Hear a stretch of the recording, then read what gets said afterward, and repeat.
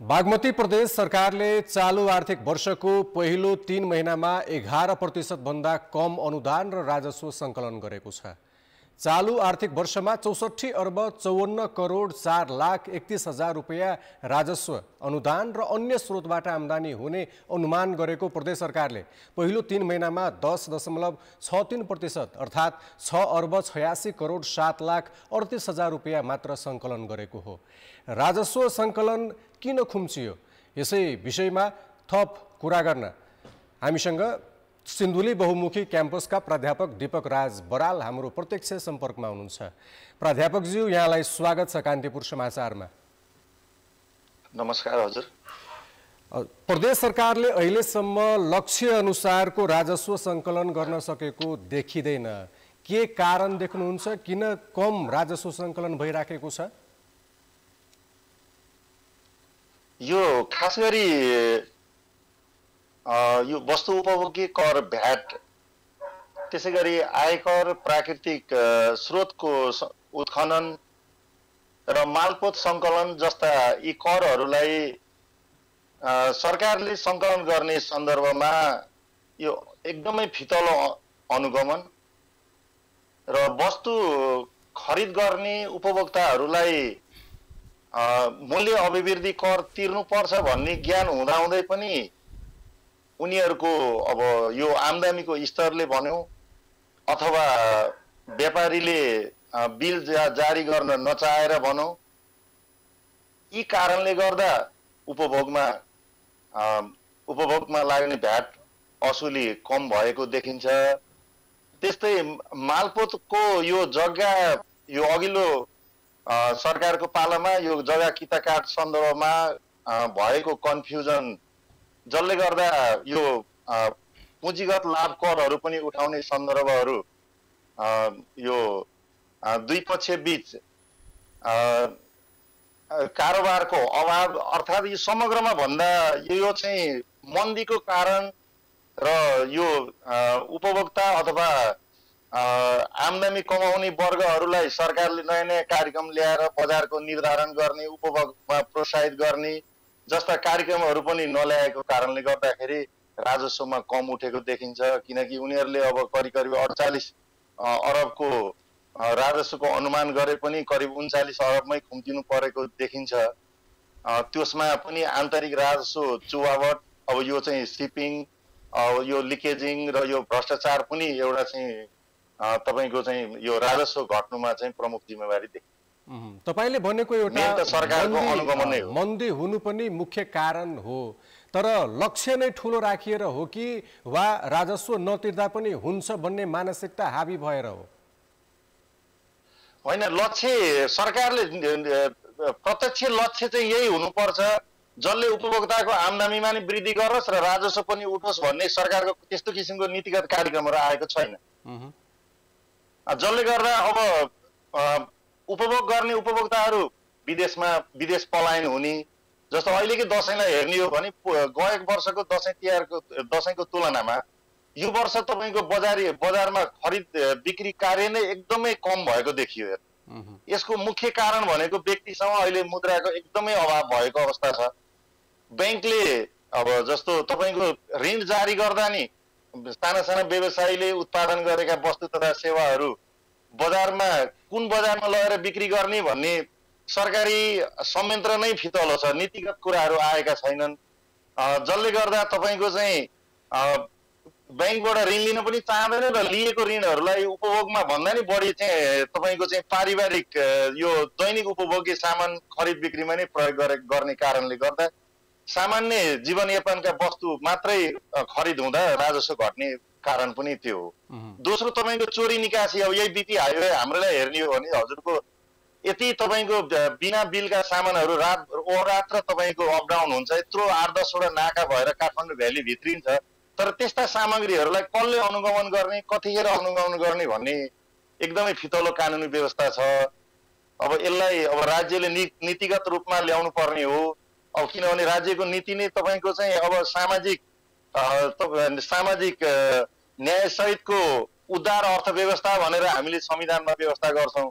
अब त्यो तपाईको राज्य जनतासँग राज्य दलसँग दल व्यवसायीसँग यो सम्बन्ध चाहिँ एकदमै कमजोर भएको देखिन्छ। अब राजस्व सङ्कलनमा कडाई गर्ने तर सेवा प्रवाह राम्रो नहुने अवस्था पनि देखिन्छ। यसमा प्रदेश सरकारले के गर्नुपर्छ, सुधार गर्न के गर्नुपर्छ? उत्पादनशील क्षेत्रमा लगानी बढाउनु पर्यो क्या। जस्तो हजुरको चाहिँ घर अगाडि तपाईँको चाहिँ पिच रोड बनाएर भएन नि। हामीले सपोज इन्डियाबाट अथवा हाम्रै सिन्धुलीलाई प्रपरली हेर्ने हो भने सिन्धुली जिल्लामा भित्रिने सामानको क्वान्टिटीको तुलनामा हामी सिन्धुलीले पनि त पठाउन सक्नु पर्यो नि त। अनि नै राजस्वको चाहिँ स्तर आयात निर्यात बराबर हुने, उपभोग बढ्ने, उपभोक्ताको आय स्तर बढ्ने, अनि नै राजस्व बढी तिरिन्छ। अब बागमती प्रदेशले उत्पादनशील क्षेत्रमा लगानी भन्ने काम नै कुनै आएको देखिँदैन। अब नीतिगत रूपमा के छ, अब हामी अलिकति गाउँ स्तरमा बसे हुनाले त्यति अलि राजधानीबाट टाढा छौँ। अब यो त के भने उत्पादनशील क्षेत्रलाई, कृषि उत्पादनलाई प्रायोरिटी दिनु पर्यो। तपाईँको चाहिँ वस्तु उपभोगमा उनीहरूको आय स्तर गर्नलाई बजारको व्यवस्थापन गरिदिनु पर्यो। अनि जस्तो हरेक दिन पसलमा सामग्री बिक्री हुन्छ भने पनि बेलुका भ्याट बिल भर्ने प्रावधान राखिदिनु पर्यो। अनि बल्ल तपाईँको चाहिँ के हुन्छ भने उपभोक्ता पनि सचेत हुन्छन्, व्यवसायीले पनि सही तरिकाले भ्याट बिल भर्छन्, अनि न राजस्व जम्मा हुन्छ र भौतिक पूर्वाधार लगायतका विकास हुन्छ। अब अहिले हामी अब टोटल्ली तपाईँको चाहिँ विदेशी सामानमा निर्भर छौँ। अब त्यसमा पनि तपाईँको कच्चा पदार्थमा लाउने भ्याट, तयारी वस्तु वर्किङ प्रोग्रेस, यो अर्ध तयारी वस्तुमा लाउने भ्याटका दरहरू, करका दरहरू कतिको फरक हुने भन्ने नै हाम्रो नीतिगत कुराहरू छैनन् हजुर। अनि कुन आधारमा चाहिँ हामीले चाहिँ राजस्व बढ्छ भनेर भन्नु। प्राध्यापकज्यू, प्रदेश सरकारलाई राजस्व सङ्कलन गर्न क्षेत्राधिकारको समस्या हो? क्षेत्राधिकार अब यो सङ्घ, प्रदेश र स्थानीय तहमा कुन शीर्षकमा कसले कति कर लिने भन्ने चाहिँ उनी छैन, निश्चित ठ्याक्कै यही हो भन्ने नै छैन। अब यसमा सुधार गर्नु पर्ला। अब जनस्तरमा पनि एउटा उपभोक्तालाई हेर्ने हो भने पनि सेवा प्रयोग गरे बापत राजस्व तिर्नुपर्छ भन्ने भावनाको विकास नभएको देखिन्छ। त्यो भावनाको विकास गर्न के गर्नु पर्छ? यस्तो विकास गराउनको लागि उपभोक्ताको पर क्यापिटल इन्कम, प्रति व्यक्ति आय बढ्नुपर्छ सर। जे भए पनि दैनिक जीवनयापन गर्न नसक्ने जुन जनजीविकाहरू जहाँ बसोबास गर्छन् अत्याधिक नेपालमा, उहाँहरूको चाहिँ पर्चेजिङ क्यापेसिटी केले निर्धारण गर्ने त? अब त्यसको व्यवस्थापन भयो भने मात्रै हजुरले भने जस्तो चाहिँ अनि जनचेतनाको कुरा आउँछ। पहिला त हामीले त उनीहरूको आम्दानीको स्रोत खुलाइदिनु पर्यो।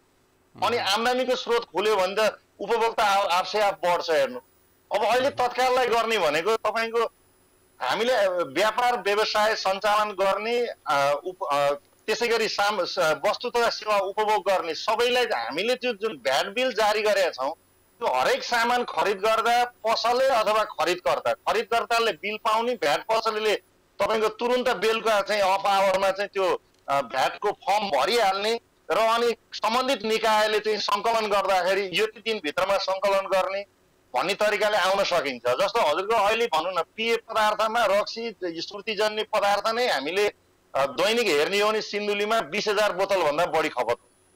200 पर बोतल बियर तपाईँको चाहिँ ट्याक्स भ्याट सहित 200 रुपियाँ पर्नेलाई 500, 550, 600 बिक्री हुन्छ भने त्यसलाई नियमित अनुगमन गर्यो भने त आधी बजेट त तपाईँको त्यति बियर, रक्सी, चुरोट, यो गुर्खा, खैनीले दिन्छ नि।